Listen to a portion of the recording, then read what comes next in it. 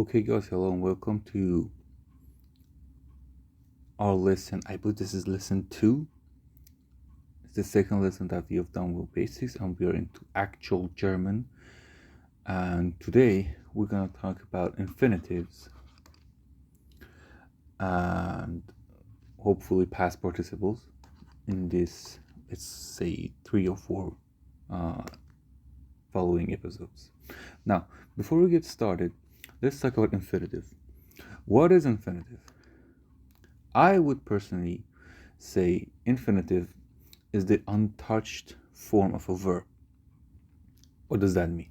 Let's say the verb sein, essen, to eat, and many other verbs. When they're at this state, these are untouched, same as English, to eat. It's not eat alone, it's to eat, the infinitive in English. I don't know. In Russian, the main sign that a verb is infinitive is if it ends in this, it. This is what it's a soft T, but I just want you guys to know.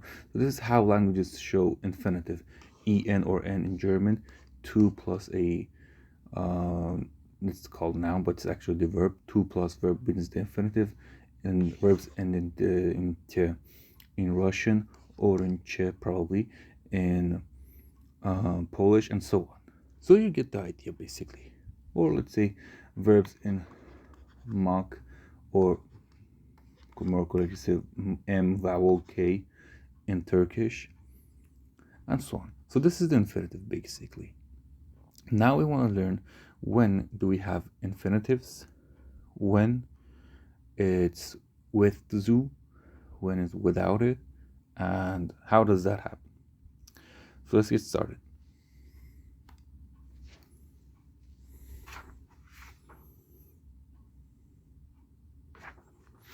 So first thing we gotta start with is infinitives with zu. And first I'm gonna just write you down a couple of examples, then we'll talk about the position of it. Our first example would be fing an,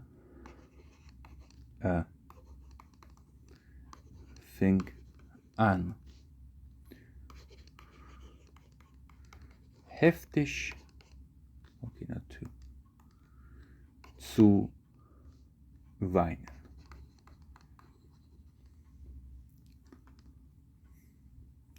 Er fing an, heftig zu weinen. He began to cry bitterly, or heavily, if you will. Another example. Erase all of it. Er gab mir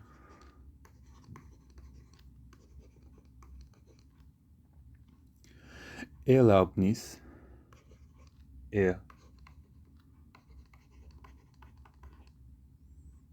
oh crap, I forgot this. Die Erlaubnis, in Berlin zu bleiben. And believe it or not, whenever we're done with grammar, you're gonna have a tough time for the maximum amount of 3 months to get used to it. I mean, if you're grinding right now, you would have no problem after a week or 2 if you are using it correctly. But after we have done with all of this grammar of this language, you will be starting for 3 months and you'll be good after that. If you listen to what I say, if you actually practice and put into work. Okay, now. Where were we? Er gab mir die Erlaubnis, in Berlin zu bleiben. He gave me permission, or the permission, to stay in Berlin. Er gab mir permission, in Berlin zu bleiben. So, the infinitives with zu are typically used in reduced sentences, called the infinitive Satz in German. Okay. These sentences can depend on a noun, on a verb, on an adjective, and a full clause within the same sentence. Now let's talk about the position of it.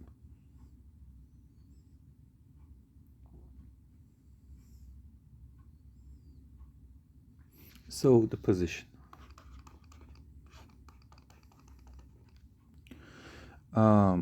The Infinitiv Mit Zu clause, let's call it, they are usually quite separate from the main clause, meaning they are not in the same clause. They also have these vibes that are kind of separate, and it's not enclosed inside of a clause that it depends on it.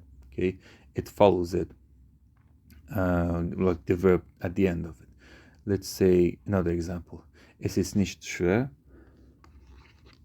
Es ist nicht schwer, eine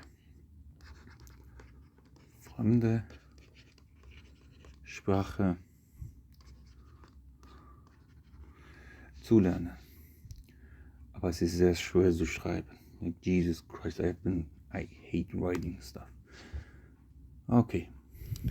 It is not hard to learn a new foreign language. See where this zu lernen goes? It goes at the end.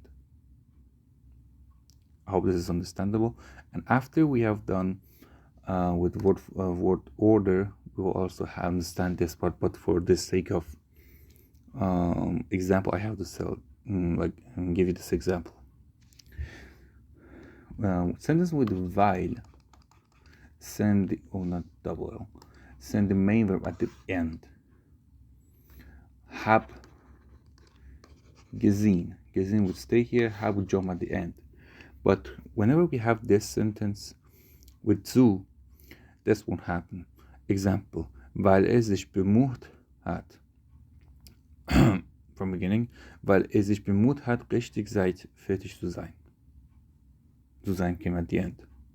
So this is the function for clauses with zu. Another example with it would be with semi-auxiliary verbs. Don't worry, we'll get to that part too. Example. Bevor sein. Oh God.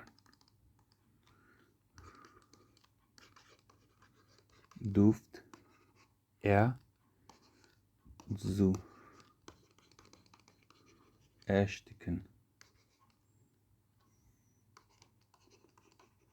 Drohte.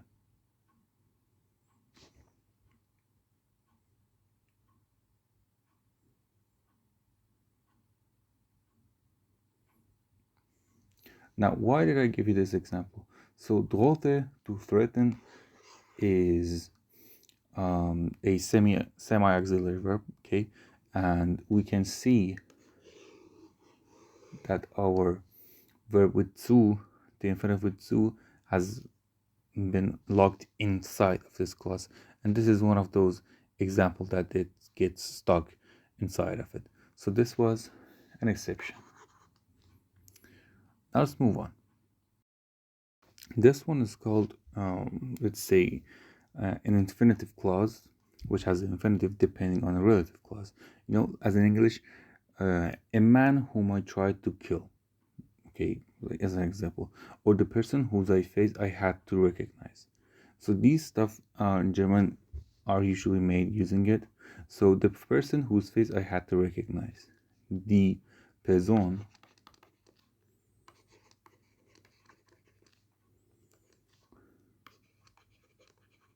deren Gesicht ich zu erraten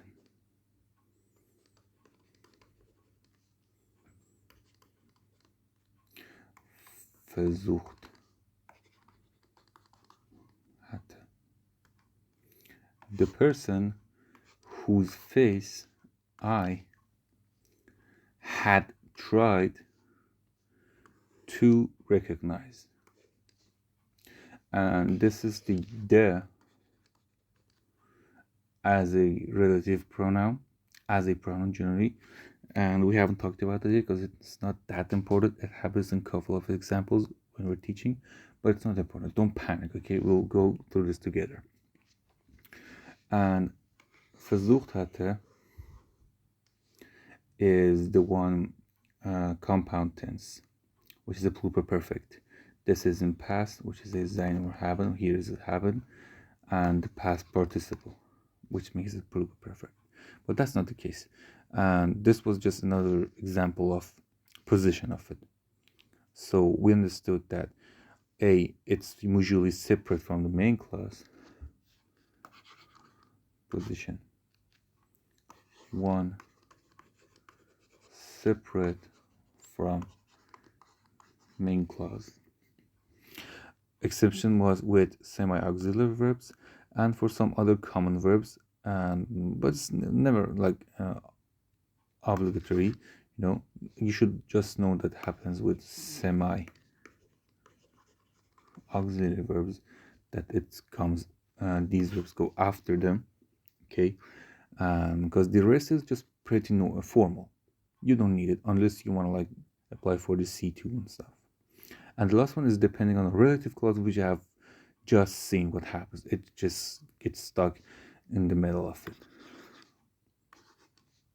And let's just now move to infinitive clause as subject or object of a verb.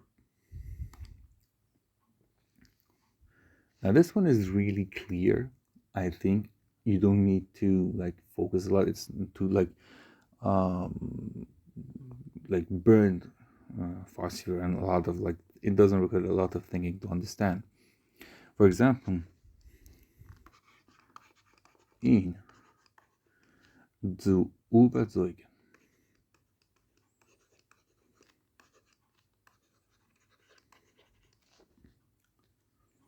Okay, this would be him, which is in accusative, zu überzeugen, to convince him, strictly saying. In English, we could also say convincing him. Okay, ist, let's say, sehr schwer. To convince him is very hard, or convincing him is very hard. You see, it's not even that hard to understand what's going on. So here, this Infinitiv Mit Zu is the subject of our sentence. Let's use another example. So etwas zu erlauben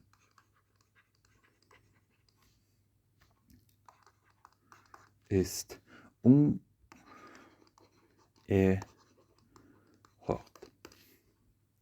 To allow, where is it? Don't rush it yet.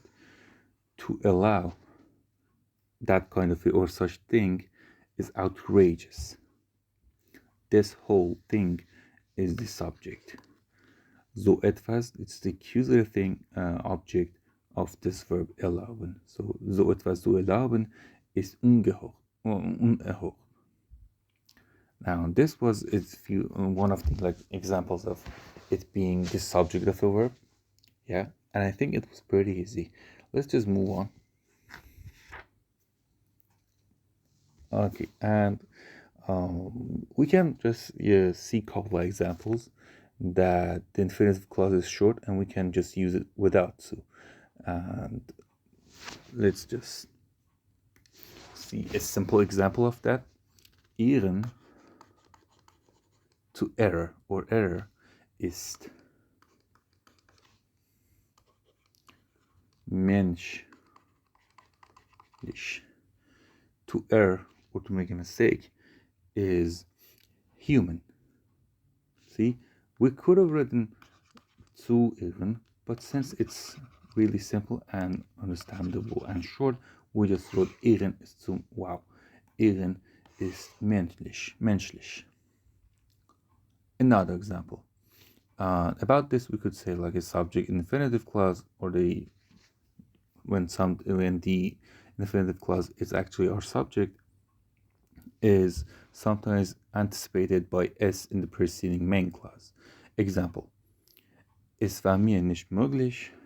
Just write it instead of reading it out loud from my head. Es war mir nicht möglich, ihm früher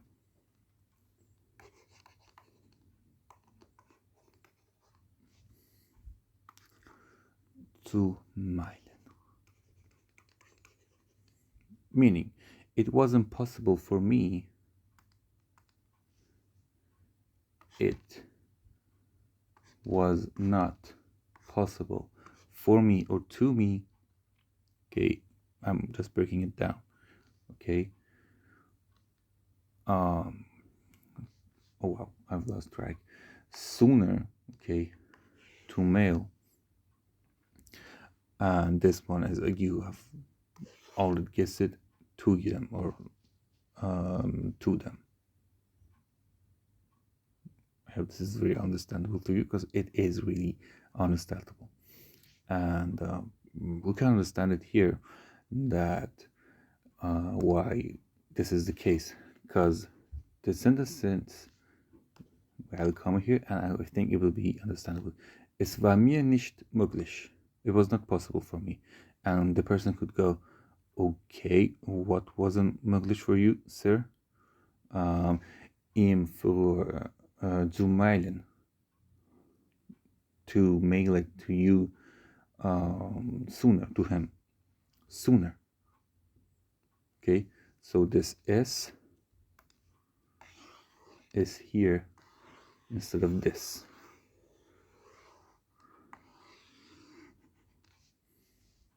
Another common example is freut mich. The question would be what? What makes you happy? What makes you happy? Euch kennen zu lernen. Es freut someone. Okay, what is this? Is euch kennen zu lernen. See, it's very easy. Now let's move on to the next part. And this one, we just erase this. From now on, we're going to talk about it when it's the object. For the recent examples, it was the subject. Now it's going to be the object. Let me show an example. Ich hoffe dich. Ich hoffe dich wieder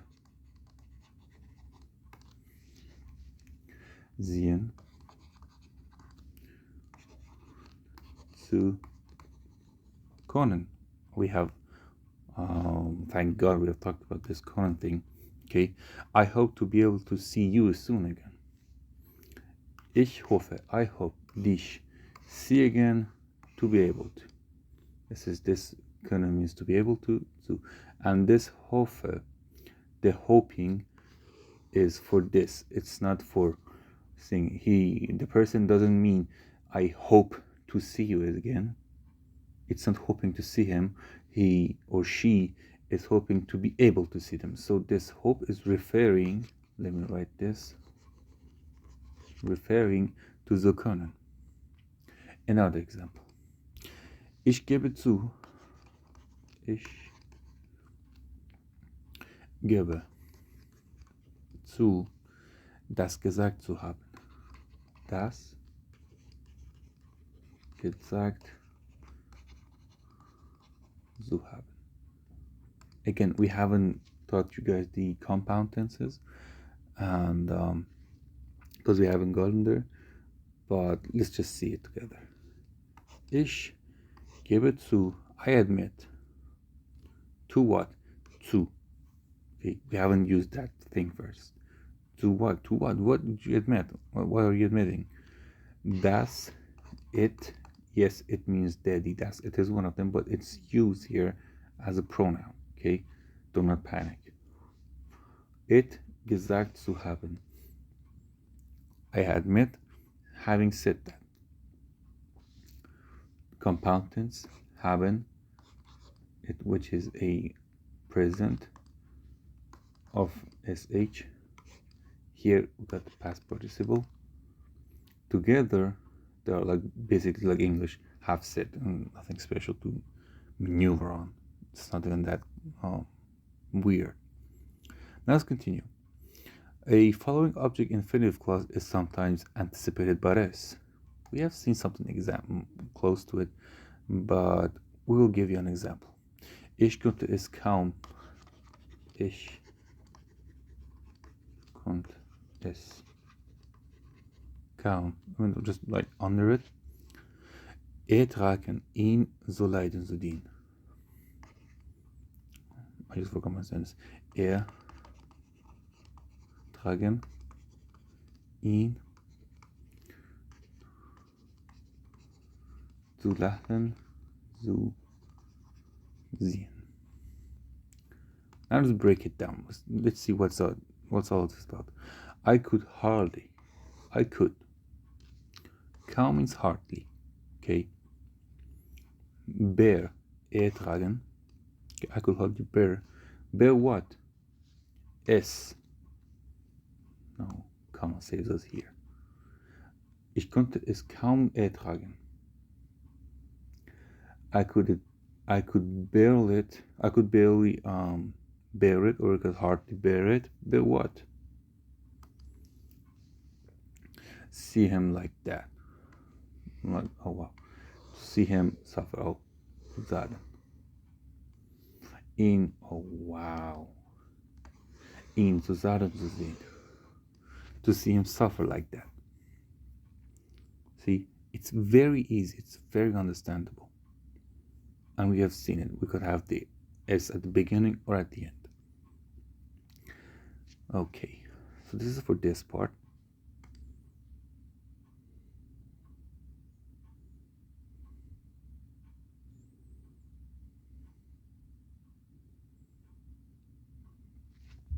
Now, the last thing for you guys to know as the object was what we have learned, that it could happen directly in a sentence, the object, or we could use s. Okay, and the last one is clauses, the infinitive clauses, I mean, depending on the verbs which govern a preposition object, which means in the verb valency part, when we reach there, we're going to talk about these ones, that the verb has a complement in form of prepositional object. Now, let's just explain with an example. Bitte.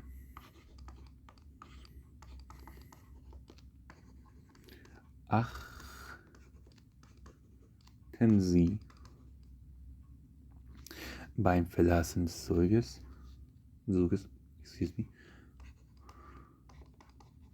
beim Verlassen des Zuges darauf, Ihre persönlichen Gegenstände mit zu nehmen. I agree, it's a long ass sentence, but it's very helpful. So bitte means please. Achten Sie, pay attention, beim Verlassen des Zuges. Beim Verlassen, beim here, will teach you these two. Don't panic, you won't miss anything, even if you don't understand it now. Beim here means while doing something, at the state of being. So there's basically bei plus the infinitive, bei das Verlassen, and it became beim Verlassen. We haven't talked about prepositions yet. We haven't talked about the ing forms or these infinitive forms in German. Do not panic for the billionth time. beim Verlassen, while leaving des Zuges. Here we have the genitive case. Again, don't panic. By leaving the train, darauf. So it was pay attention, and this is the preposition for the verb achten. Darauf. Auf what? We haven't talked about it. Just saying, instead of saying auf was, we use darauf for objects. Auf what? Darauf. Auf what? You mean ihre persönlichen Gegenstände, your personal possessions or belongings in English, mitzunehmen, to take your personal belongings with you. So this darauf here, a comma after it, shows this, ihre persönlichen Gegenstände mitzunehmen. Easy as fly. I don't cuss, I'm a good boy. And this is, I hope, up to now it was pretty easy for you. And I'm gonna just say another way, maybe one or two stuff, or just leave it for the next video. I don't know, let me think.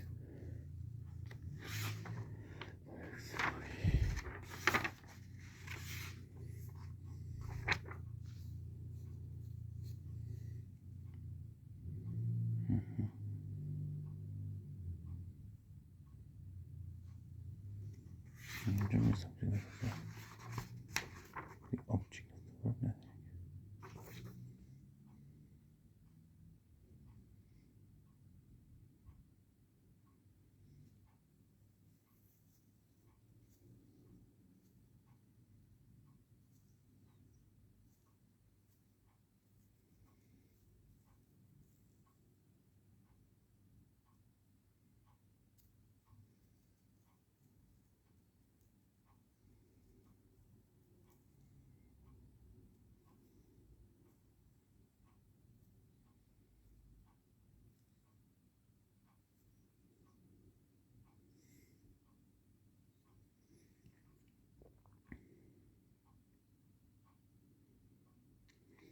Okay, so I think in order to have a shorter video and for you guys to practice, and I'm sure you will, and to understand all of this and ask you questions so that we will have a fun time studying this language and all the other languages that we have planned together.